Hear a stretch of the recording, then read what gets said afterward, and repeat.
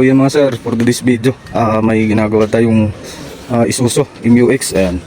So dito tayo. So ang problema nito mga sir is ayaw mag-start. No crank, no start. Tapos may nakailaw dito sa screen niya na system required. Alright, so Isuzu MU-X automatic transmission. So po-start to mga sir. So ngayon try natin, mapakita natin kung ano yung nagiging concern niya. Alright. So yan, naka-on. Tapos dito, ayun o, check system pala. Check system ang nakalagay. Tapos may sign na parang susi.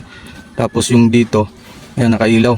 Try nating apakan yung brake. Tapos i-start. Ayan, start natin. Start. So ganun lang siya. Nag-off. Ayun o, system, check system ang nakalagay. Tapos on, uli. Tapos pindot. Start. So yun, pagka ini-start mo, ang ilalabas check system. So nag-troubleshoot na tayo mga sir sa mga fuse, relay, tapos nag-scan na rin tayo. So makikita nyo lang dyan sa screen natin yung mga code na lumalabas. Tapos doon sa harap, nag-troubleshoot na rin tayo, nag-check na rin tayo sa mga fuse. So yan. So bali wala naman tayong nakitang problema. So ito troubleshoot muna. Pag dito, update ko na lang kayo pagka natapos na. Alright. So ngayon, tayo ulit. So yan. Check system. Start. So yun. Ayaw mo wala yung susi doon. No? Tapos check system lagi. Ulit. Yan, on. Tapos pag preno, start. So yun, wala. So ang battery mga sir, malakas naman. Nasa 12.5. Tapos kinargahan pa rin natin kasi nagcha-charge pa, nag-ano pa rin tayo ng charger para hindi mabawasan yung karga kasi lagi tayo naka-on, nag-check sa mga fuse and relay. So yun lang, update ko na lang kayo. Isuzu MU-X. Alright. So yun mga sir, update ko lang kayo sa ginawa nating Isuzu MU-X. So yun mga sir, nag-check na tayo sa mga fuse, relay, wirings, pati dun sa makina, pati sa starter. So nag-check na rin tayo.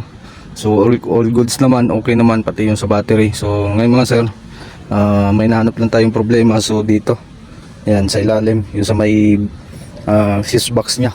So ngayon naman, try natin, papa-start. Ayan, on. So yun, wala na siyang ilaw na nakalagay dito na check system. Tapos hindi na nailaw yung susi dito, yung parang sa immobilizer nya. Kaya hindi siya mag-i-start mga sir. So ngayon naman, try natin papa-start. Wala na. So yan, start natin.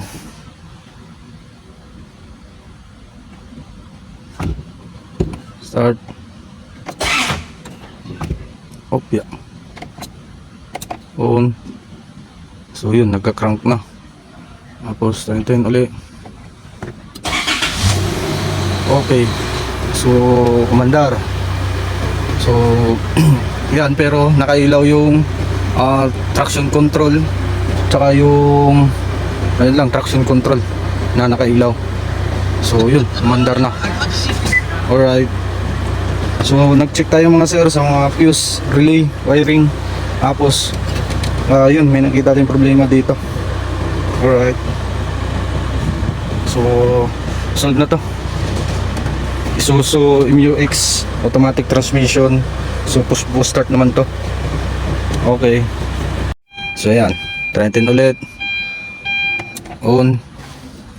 So ayan, antayin lang natin konti na lumabas yung indicator. Tapos apat preno. Start. Alright. So ulitin natin. Off. On. So start. Okay. So solve na to.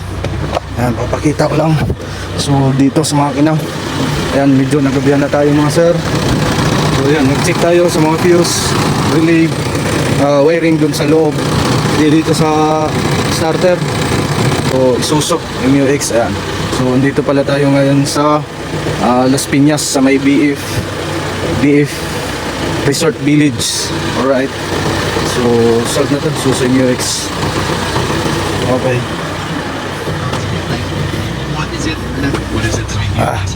So, scan na lang natin. Delete na lang yung yung traction control. Okay. Tapos, nung in-scan natin mga sir, ito hindi maibura yung traction control niya. Tapos, makikita nyo lang dyan sa screen natin yung code nito, yung sa traction control. So, iwan ko lang kasi hindi pa to napatakbo. So, baka kung sakaling mapapaitakbo na to, baka mawawala yun. Kasi nung umatras daw sila, nauntog daw dun sa may likod. So, yun lang. So, road test na lang to mga sir. Okay. So, ito ipapix na lang namin lahat. Alright. So, solve na. Ay, buti hindi tayo medyo nagabihan. Makakauwi rin tayo ng maaga-aga. Anong oras na? Alas 8 na mga sir. Alright. Ayun o. O, sa traction control yan. So baka, yun nga, try natin papatakbo. Baka mawala kasi ayun yung mga receipt sa ayun yung may receipt sa scan. So baka, kung mapapaitakbo na natin to, baka doon na sa mawala. Sige, try mo muna. Dit, ano ba ito ma'am? Sabay isa? Pag inoff ko to, patay din siya. Patay din siya. Automatic siyang patay. Okay. Kasi pag pinatay ko dito. Sige ma'am, try mo ulit. Yun, nag-off pa siya. The power of shift to P. Okay, gets ka na. Kasi hindi pa pala Hindi, ulitin mo nga. Huwag mo nang pandarin ma'am. Off lang muna, isang pindot. Ayan. Ayan. Okay. Kaya pala hindi sa Buti hindi man na. Sige. Tapos ganito ma'am, huwag mo munang pandarin agad. Alin yun? Parang nasa, kasi pag gaganyan kasi wala sa proper yan eh. Ganito, sira. makasira yung computer mo doon, tapos yung wirings, baka yun, magkakaroon siya ng short. Sige ma'am, off mo muna. Ito lang. Isang pindot lang. Ayan, sumabay So na. patay. So ngayon, pag mag-i-start ka, on lang muna, huwag mo Saan? nakapakan. Dito? Oo, sige. Isang pindot. Yan, isa lang. Yan, accessories kasi yan eh. Yan, ito, ilaw na to. Posible nito gagana yan. Tapos pangalawang pindot. Sige ma'am, pangalawang pindot. Hindi pa apakan. Hindi mo muna apakan. Yan, on lang muna. Tapos hayaan mo muna pag mag-trip, di ba, nailaw yan tapos gaganon siya.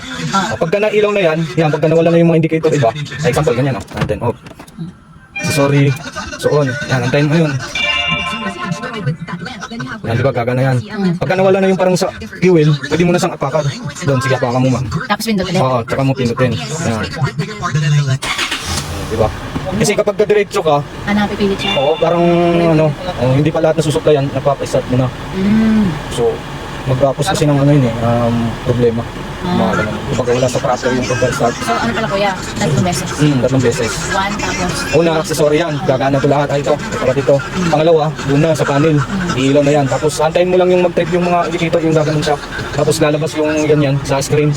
Tapos pangatlo, yun na, mag-apa ka ng preno. Tapos mag-start ulit. Tapos may isa pa pala akong nakita problema nito. Ipapagawa mo yung ma'am, yung sa ilalim. Tagas yung ETF. Sa bakal ba? Hindi. Yung, kasi kapag naubusan ko ng ETF, hindi na to gagana yung transmission. Mas Anong ETF po yan? Yung ginagawa? ETF fluid yan naman. Tapos tumataga siya? Oo, natagas. May kapalitan doon na May papalitan na parts doon, oil seal. oil seal. Oil seal. Doon sa may ipapacheck mo lang siguro sa Sa Petron pwede. Petron or di kaya seal. Papacheck mo siya, sabihin mo may tagas din sa ilalim. Yun sa may propeller. Kasi ang dami ng ang dami ng natalsik, baka maubusan ka ng fluids dito. Sige. Baka mas lalo masira, malaki yung transmission man. Mapapagastos ka ng 100 nito, may So try natin. Sige.